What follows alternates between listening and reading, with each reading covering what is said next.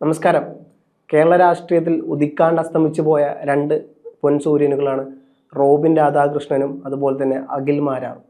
ഇവർ രണ്ടുപേരും ബിഗ് ബോസിലെ വലിയ അറിയപ്പെടുന്ന വലിയ കലാകാരന്മാരായിരുന്നു. ഒരുപാട് രാഷ്ട്രീയത്തിലോട്ട് കടന്നു വരികയും പിന്നീട് ഇന്ന് വരെ കണ്ടിട്ടില്ലാത്ത അല്ലെങ്കിൽ ബിഗ് ബോസിലെല്ലാം വലിയ ആരാധന പാത്രങ്ങളായിരുന്ന അല്ലെങ്കിൽ കഥാപാത്രങ്ങളായിരുന്ന നേതാക്കന്മാരായിരുന്നു റോബിൻ രാധാകൃഷ്ണനും അഖിൽ മാരാറൊക്കെ. അഖിൽ മാരാറൊക്കെ ഞാനടക്കം പല പല കാര്യങ്ങളും അഖിൽ മാരാർ രാഷ്ട്രീയ വിശകലനം ചെയ്യുമ്പോൾ ഇത്രയോളം പക്വതയുള്ള, രാഷ്ട്രീയത്തിൽ കൃത്യമായ ബോധ്യമുള്ള, അല്ലെങ്കിൽ രാഷ്ട്രീയത്തിൻ്റെ ചാണക്യതന്ത്രങ്ങൾ അറിയാവുന്ന, രാഷ്ട്രീയത്തിൻ്റെ പോക്ക് കൃത്യമായി നിർവചിക്കാൻ കഴിയുന്ന, ഇത്തരത്തിലുള്ള എന്താ പറയുക, സിനിമാ രംഗത്ത് കഴിവുള്ള അല്ലെങ്കിൽ ഇത്തരത്തിലുള്ള നാടക രംഗത്ത് കഴിവുള്ളവരുണ്ടോ എന്ന് പോലും അതിശയിച്ചിരുന്നു. കാരണം BJP എല്ലാം അത്ര ക്ലോസ് ആയിട്ട് അവർ ചെയ്യുന്ന അവരുടെ വിഘടനവാദം അല്ലെങ്കിൽ അവർ എക്സ്ട്രീമിസ്റ്റ് കാര്യങ്ങൾ കൃത്യമായി എതിർക്കുന്ന നേതാവായിരുന്നു, അല്ലെങ്കിൽ ഒരു സിനിമാ നടൻ എന്നുള്ള രീതിയിൽ ആളായിരുന്നു അഖിൽ മാരാറൊക്കെ. അപ്പം ഇത്തരത്തിൽ ആൾക്കാരെല്ലാം വലിയ വലിയ ഫാൻസ് അസോസിയേഷനൊക്കെ ഉണ്ടായിരുന്നു. ഒരുപക്ഷെ തമിഴ്നാട്ടിലെല്ലാം വിജയ്ക്ക് TVKൻ്റെ പേരിൽ കയറിയതുപോലെ കേരളത്തിലും മുഖ്യമന്ത്രി ആവാം എന്നുള്ള പ്രതീക്ഷയോട് കയറിയതായിരിക്കാം അഖിൽ മാരാറും അതുപോലെ തന്നെ റോബിൻ രാധാകൃഷ്ണനൊക്കെ. എന്തായാലും ഇരുവരും NDAയുടെ, ഒരാൾ 2020 ആണെങ്കിൽ ഒരാൾ നേരിട്ട് NDAയുടെ സ്ഥാനാർത്ഥി, അതായത് BJPയുടെ സ്ഥാനാർത്ഥിയെ മത്സരിക്കുന്നു. എന്തായാലും രണ്ടുപേരും ദയനീയമായി പരാജയപ്പെട്ടൊന്നുമല്ല, പുറത്ത് ജനങ്ങളുടെ മുഖത്ത് പോലും നോക്കാൻ പറ്റാത്ത രീതിയിൽ പരാജയപ്പെട്ടിട്ട്. ഞാൻ പറഞ്ഞു വരുന്നത് മറ്റൊന്നുമല്ല, നമ്മളെ റോബിൻ രാധാകൃഷ്ണൻ ഡോക്ടർ നേതാവിനെ കുറിച്ച്, അല്ലെങ്കിൽ കേരളത്തിൽ കിട്ടാണ്ട് പോയ കേരളത്തിൻ്റെ മുഖ്യമന്ത്രി ആവേണ്ട ഡോക്ടർ എന്നാണ് ഡോക്ടർ രാധാകൃഷ്ണനെ പല ആൾക്കാരും പറയാറുള്ളത്. അപ്പോൾ എന്നിരുന്നാൽ പോലും റോബിൻ രാധാകൃഷ്ണൻ്റെ വലിയ തരത്തിലുള്ള വിവാദങ്ങളിലോട്ട് വഴിച്ചപ്പെട്ടു, അല്ലെങ്കിൽ അദ്ദേഹത്തെ കൊണ്ടുവരുന്നു എന്നുള്ള രീതിയിലാണ് പലതരത്തിലുള്ള ലക്ഷക്കണക്കിന് രൂപയുടെ സാമ്പത്തിക ഇടപാടും കള്ളപ്പണവുമായി ബന്ധപ്പെട്ട പല കാര്യങ്ങളും അദ്ദേഹത്തിനെതിരെ ആരോപിക്കുന്നത്. ഇതെല്ലാം സത്യമാണോ നുണയാണോ എന്നറിയില്ല. അതുമാത്രമല്ല, അദ്ദേഹത്തിന് ഈ പറഞ്ഞ പോലെ പലതരത്തിലുള്ള ആരോപണങ്ങൾ അദ്ദേഹത്തിനെതിരെ വരുന്നു. ഇതിൽ ഈ സാമ്പത്തിക ആരോപണം എന്ന് പറയുമ്പോൾ ഏകദേശം 40 ലക്ഷത്തോളം രൂപയുടെ തട്ടിയെടുത്തു എന്നാണ് ഇൻഫ്ലുവൻസറായ ദേവ് ലക്ഷ്മിയും അതുപോലെ തന്നെ കേരള ഫാഷൻ ലീഗ് ഉടമയായ അബിൻ ദേവും ആരോപിക്കുന്നത്. ഇത്തരത്തിലുള്ള 40 ലക്ഷം രൂപയുടെ തട്ടിപ്പ് തങ്ങൾക്കെതിരെ നടത്തി എന്നുള്ളതാണ് റോബിൻ രാധാകൃഷ്ണനുമായി ബന്ധപ്പെട്ട് ഇത്തരത്തിലുള്ള ഇൻഫ്ലുവൻസർമാർ പരസ്യമായി ഇപ്പോൾ രംഗത്ത് വരുന്നത്. മാത്രമല്ല, ഇതെല്ലാം കൂടാണ്ട് ഹണി ട്രാപ്പിൻ്റെ വലിയ വിവാദത്തിലും അദ്ദേഹം പോയി പെട്ടു എന്നുള്ള, പണം തിരികെ ചോദിച്ചപ്പോൾ എന്താ പറയുക, ഹണി ട്രാപ്പിൽ കുടുക്കുമെന്നാണ് റോബിൻ രാധാകൃഷ്ണൻ ഇവരോട് പറഞ്ഞത് എന്നുള്ളത്. മാത്രമല്ല, തിരുവനന്തപുരത്തെ ഒരാളെ തീർത്തതുപോലെ തന്നെയും ഞാൻ തീർക്കും എന്നുള്ളതൊക്കെയാണ് ഇദ്ദേഹം ഈ പറഞ്ഞ പോലെ പൈസ കൊടുക്കാനുള്ളവരോട് പറയുന്നത്. അപ്പം ആരെങ്കിലും പൈസ ഈ പറഞ്ഞ പോലെ കിട്ടാൻ ഇദ്ദേഹത്തിൻ്റെ ഇത് വാങ്ങുന്നുണ്ടെങ്കിൽ അദ്ദേഹം ഒന്ന് സൂക്ഷിക്കുക എന്നുള്ള കാര്യം മാത്രമേ പറയാനുള്ളൂ. ഇത് സത്യമാണ്, എത്രത്തോളം സത്യമാണെന്ന് അറിയില്ല. മുഖ്യധാരാ മാധ്യമങ്ങൾക്ക് മുമ്പിലെല്ലാം ഈ പറയപ്പെട്ട പോലെ ഈ ഇൻഫ്ലുവൻസർമാരും ഈ ആക്ടിങ് രംഗത്തുള്ള നടിമാരെല്ലാം പരസ്യമായി രംഗത്ത് വരുന്നു.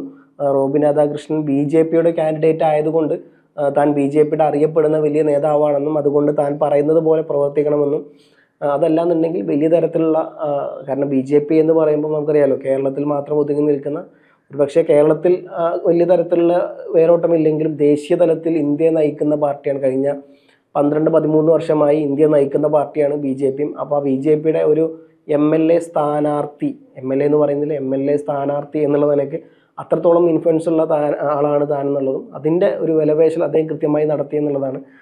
ഹണി ട്രാപ്പിൽ പെടുത്തുമെന്നൊക്കെ പറയുമ്പം അവർ ഇതുപോലെയൊക്കെയാണ് അവർ മാധ്യമങ്ങൾക്ക് മുമ്പിൽ പറഞ്ഞത്. കാര്യങ്ങളുടെ സത്യാവസ്ഥ എന്താണെന്ന് അറിയില്ല. പക്ഷേ മുഖ്യധാരാ മാധ്യമങ്ങളെല്ലാം ഇത് വലിയ തരത്തിൽ ചർച്ചാ വിഷയമാകുന്നുണ്ട്. മാത്രമല്ല, അദ്ദേഹം രാഷ്ട്രീയത്തിലോട്ട് വന്നത് BJP രാഷ്ട്രീയം ഒരുപാട് കാലം നിലനിൽക്കില്ല എന്നുള്ളതും, തൻ്റെ സാമ്പത്തിക ലാഭത്തിന് വേണ്ടിയിട്ടാണ് രാഷ്ട്രീയത്തിൽ വന്നത് എന്നുള്ള കാര്യമൊക്കെ അദ്ദേഹം പറയുന്നുണ്ട്.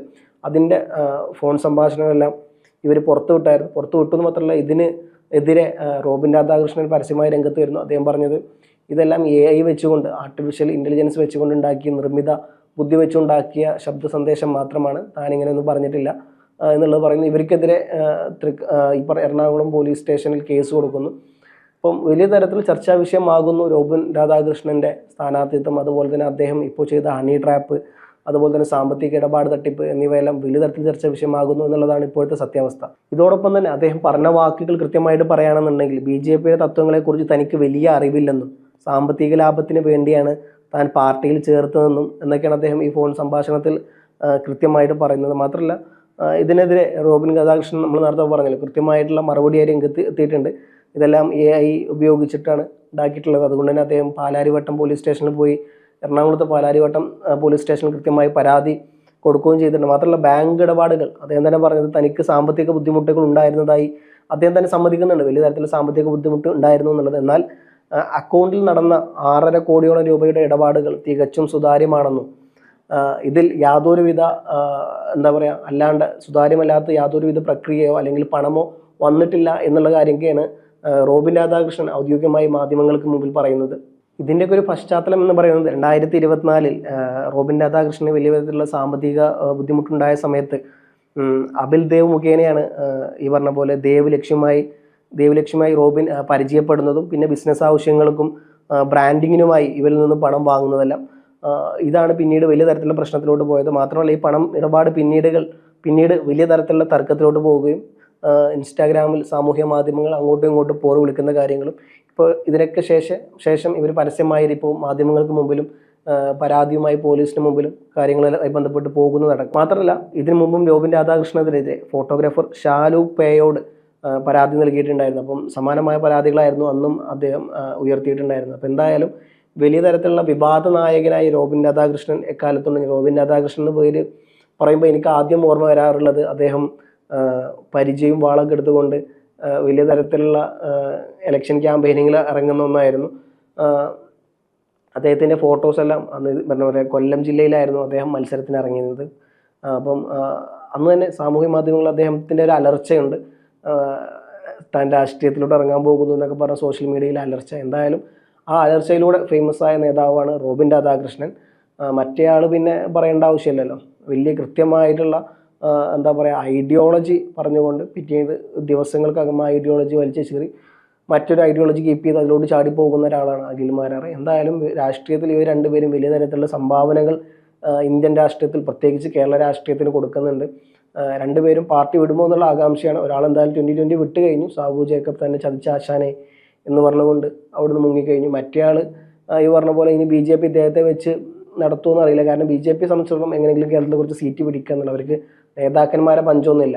സെലിബ്രിറ്റികൾ നിർത്തിയിട്ടെങ്ങാനും കുറച്ച് വോട്ട് കൂടുതൽ കിട്ടിയാലോ എന്ന് ഉദ്ദേശിച്ചുകൊണ്ടാണ് 2020 സാബു ജേക്കബും BJP ഒക്കെ പാടെ കുറച്ച് ആൾക്കാരെ പൈസ കട കൊടുത്തിട്ടാണെങ്കിലും കുറച്ച് ആൾക്കാരെ കൊണ്ടുവന്നതും മത്സരത്തിന് ഇറക്കിയതൊക്കെ. പക്ഷേ പൈസ വെറുതെ വെള്ളത്തിലായി എന്നല്ലാണ്ട് ഇവരെ കൊണ്ടൊരു ഉപകാരം ഉണ്ടായിരുന്നില്ല. ഉമാ തോമസിൻ്റെ ഭൂരിപക്ഷത്തിൻ്റെ 2/1 പോലും കിട്ടിയില്ല എന്നുള്ളതാണ്. അപ്പം അതിദയനീയമായി പരാജയപ്പെടുമ്പോഴും ഇത്തരത്തിലുള്ള നേതാക്കന്മാരെ BJP പർച്ചേസ് ചെയ്യുന്നു എന്നുള്ളതാണ് സത്യാവസ്ഥ. BJPക്ക് എത്രത്തോളം എന്തായാലും തോൽക്കുമ്പോൾ മാന്യമായി തോൽക്കുക, അല്ലെങ്കിൽ അവരെ പ്രവർത്തകരെ കൊണ്ടുപോയി ഇടുക എന്നുള്ളതാണ്. ഇപ്പം മലപ്പുറത്തൊക്കെ വസീഫിനെ CPM എങ്ങനെയാണ് കൊണ്ടുപോയി നിർത്താറുള്ളത് നമ്മൾ നോക്കണം. മലപ്പുറത്ത് തോൽക്കും എന്നുള്ളത് അവർക്ക് എല്ലാവർക്കും അറിയാം. പക്ഷെ നിരന്തരം വസീഫിനെ തന്നെ കൊണ്ടുപോയി ഇടുമ്പോൾ അവിടെ ഒരു ഇമ്പാക്റ്റ് ഉണ്ടാവും. പലവട്ടം തോൽക്കുമ്പോൾ ഒരു വട്ടമെങ്കിലും ജയിപ്പിച്ചേക്കാം എന്നുള്ള സാധനം വരും. അങ്ങനെയാണ് തൃശ്ശൂരിൽ സുരേഷ് ഗോപി ജയിച്ചത്. അപ്പോൾ ഇത്തരത്തിലുള്ള ഒരു സഹാനുഭൂതി അല്ലെങ്കിൽ സഹതാപമൊക്കെ തോന്നിയിട്ടെങ്ങാനും ഒരാളെ കിട്ടിക്കഴിഞ്ഞാൽ BJPക്ക് അത്രയും വലിയ കിട്ടലാണ്. അതുകൊണ്ട് ഇത്ര തരത്തിലുള്ള എന്താ പറയുക സെലിബ്രിറ്റികൾ നിർത്തിയിട്ടുള്ള പരീക്ഷണം BJP നിർത്തുന്നതായിരിക്കും നല്ലത്. കാരണം BJPയെ സംബന്ധിച്ചിടത്തോളം വലിയ തരത്തിലുള്ള അഴിമതിയിൽ മുങ്ങാത്തൊരു പാർട്ടിയാണ് ദേശീയ തലത്തിൽ. പക്ഷേ ഇപ്പോൾ കാലം മാറി. BJP ഏറ്റവും വലിയ രാമക്ഷേത്രവുമായി ബന്ധപ്പെട്ട കൊള്ളയും കേരളത്തിലെ തെരഞ്ഞെടുപ്പ് ഫണ്ട് മുക്കിയതും BJPയുടെ പതാക വാങ്ങാൻ വേണ്ടി കൊടുക്കുന്ന പൈസ അടക്കം മുക്കിയതടക്കമുള്ള ഒരുപാട് കേസുകൾ BJPക്കെതിരെ ഉണ്ട്. ആ മുക്കലിൻ്റെ കൂടെ ഈ മുക്കലാകുമ്പോൾ മുക്കലിൻ്റെ പ്രസക്തി ഒന്ന് കൂടും. അല്ലാണ്ട് BJPക്ക് പ്രത്യേകിച്ച് ഉപകാരമൊന്നുമില്ല. ഇത്തരത്തിലുള്ള നേതാക്കന്മാരെ അല്ലെങ്കിൽ രാഷ്ട്രീയ പ്രവർത്തകർ എന്ന് പറയുന്ന അവകാശപ്പെടുന്ന ആളുകളെ BJPയുടെയും അല്ലെങ്കിൽ 2020യുടെയൊക്കെ തലപ്പത്ത് കൊണ്ടുവരുത്തുന്നത് എന്തായാലും ചർച്ചാ വിഷയമായി റോബിൻ രാധാകൃഷ്ണൻ എന്നുള്ളത് സത്യമാണ്. വരും ദിവസങ്ങൾ കാത്തിരുന്ന് കാണാം എന്തായിരിക്കും ഇനി റോബിൻ രാധാകൃഷ്ണൻ്റെ ഇതിനുള്ള മറുപടി എന്നുള്ളത്.